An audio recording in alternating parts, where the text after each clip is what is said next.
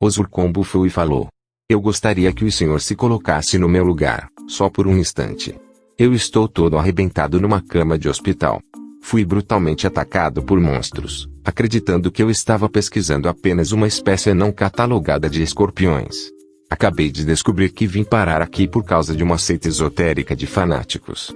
Apesar de ter descendência egípcia, eu nunca tive interesse em saber muita coisa a respeito da cultura deste país, tampouco saber sobre histórias misteriosas sobre deuses ou criminosos que foram mumificados com tecidos coloridos. Os interesses que eu tenho na vida se limitam a 4 coisas: escorpiões, mulheres, artes marciais e o meu Corinthians. Aliás, o único tecido roxo que me interessa é a terceira camisa do meu time que será lançada ano que vem, segundo um amigo meu que trabalha no departamento de marketing do clube me contou com exclusividade. O senhor poderia me fazer a gentileza de me deixar em paz e, pelo menos, pagar a minha passagem de volta ao Brasil depois que eu receber alta desse hospital? O Ni deu risada e prosseguiu: peço desculpas pelo riso. Escapou. Você parece ser uma pessoa divertida. Eu gostaria muito de tê-lo conhecido em outras circunstâncias, mas o destino quis que nos conhecêssemos deste modo.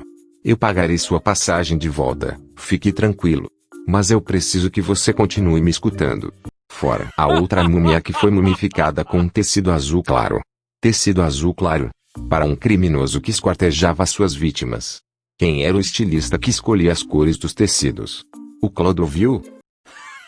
Risada e prosseguiu: eu não sei quem é Clodovil, mas gosto da sua capacidade de manter o senso de humor mesmo estando com raiva e visivelmente com vontade de sair dessa cama e me dar uma surra. Com esses absurdos que o senhor está me dizendo, eu tenho que ser no mínimo irônico. E a tal múmia vermelha? Ozurkon novamente deu risada e falou ironicamente: será que o carro dos bombeiros é vermelho em homenagem a ela? Falta muito para acabar? Riu novamente. Você precisa ser um pouco mais paciente, meu caro. Fez uma expressão de quem estava tentando segurar o riso, mas não aguentou muito tempo e soltou uma gargalhada. De que você está rindo agora, Ozurkon? Desculpe-me, Sr. Uni, é que eu acabei de me lembrar da história da tal múmia verde. Com todo o respeito, sua história está parecendo aqueles programas de fofoca que costumam passar no período da tarde na televisão brasileira. O senhor realmente quer que eu acredite nessas histórias? Então quer dizer que esse charlatão foi mumificado com a cor da camisa do Palmeiras? Será que ele sairá da tumba quando o Palmeiras conseguir ganhar um Mundial de Clubes? Eu acredito que não. Eu preciso contar essa para o meu amigo Carlos. Ozurkon deu outra gargalhada. O cientista parecia estar mais descontraído. Mesmo sem saber nada sobre o futebol brasileiro, o Ni gargalhou junto com ele. Ozurkon olhou para o Ni e falou: ainda bem que a história da múmia preta foi a última. Confesso que o meu saco já estava ficando tão cheio que eu até achei que ele explodiria. O senhor saberia me informar quando eu sairei deste hospital? O Ni sorriu e falou: calma. Eu ainda não terminei de contar a história toda. A Ozurkon arregalou os olhos. O que? Ainda tem mais? Eu pensei que o desfecho desses contos fosse a tal múmia de preto com o nome de Charupe. O senhor só pode estar tirando onda com a minha cara. Só pode. O Ni fez uma expressão mais séria. Não são contos. Essas histórias são reais. Eu provarei a você tudo o que estou lhe contando. Por favor, tenha só um pouco mais de paciência.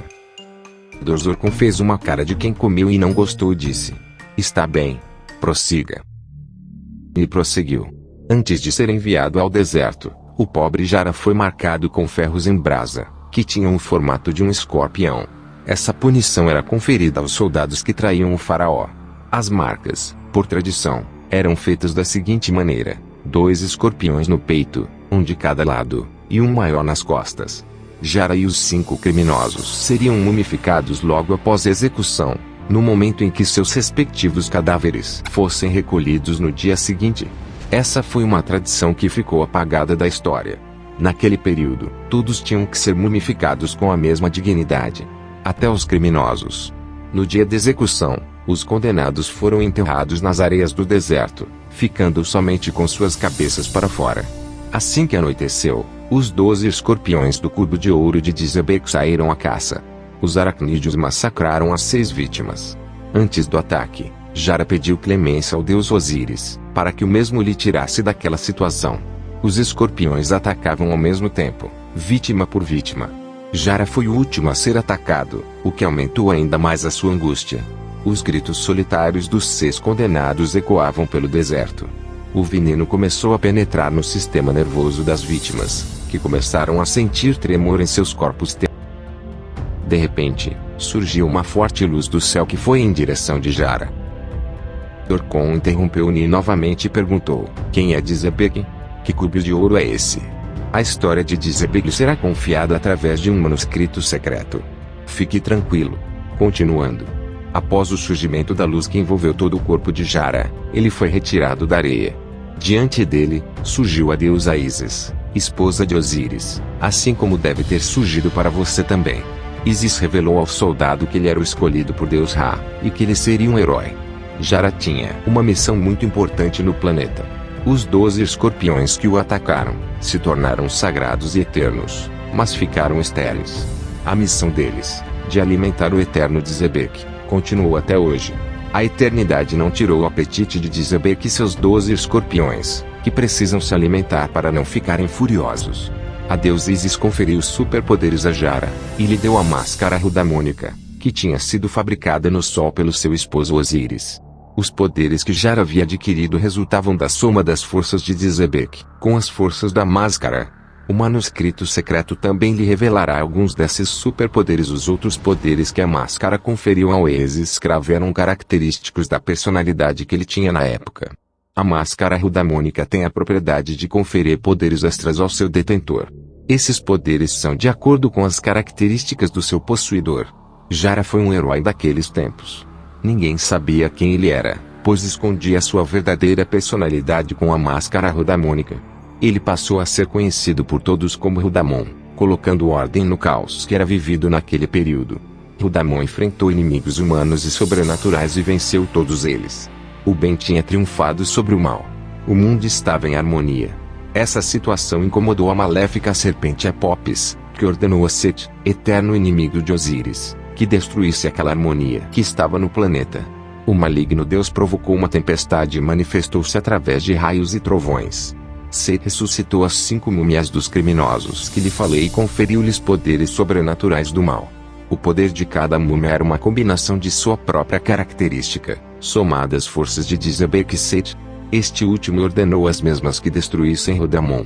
Senhor Uni, com todo o respeito, será que o senhor fumou aquela erva da tal múmia verde antes de entrar neste quarto? As coisas que está me dizendo são absurdas e não fazem o menor sentido.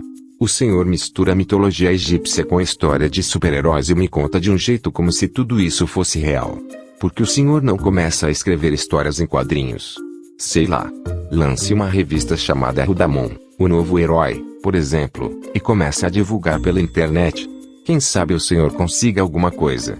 O que o senhor não pode fazer é retirar um pesquisador sério de seu próprio país, quase matá-lo colocando no deserto para ser atacado por monstros, e ainda tentar convencê-lo de que todas essas abobrinhas que está falando são verdade.